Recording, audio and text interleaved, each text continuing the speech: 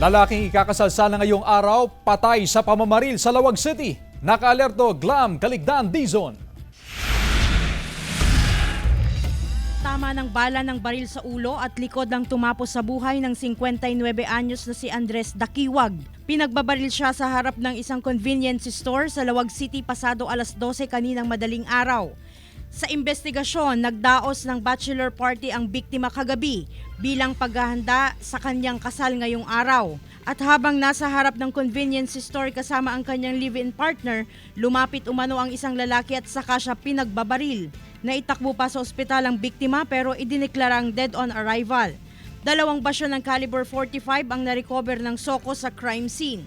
Ayon sa pulisya, nakakuha na ng CCTV footage malapit sa pinangyarihan ng krimen at inaalam ang pagkakakilanlan ng sospek at motibo sa pamamaslang.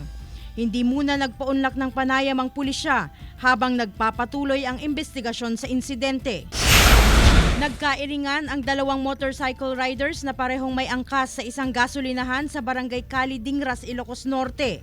Nang dahil sa hindi pagkakaintindihan, binaril ng isang angkas ng motor ang nakasagutang rider. Tinamaan sa balikat ang motorcycle rider na nakilalang si John Resty Dicamos, 19 anyos. Tumakas ang mga hindi pa nakikilalang sospek. Agad naman na itinakbo sa pagamutan ng biktima.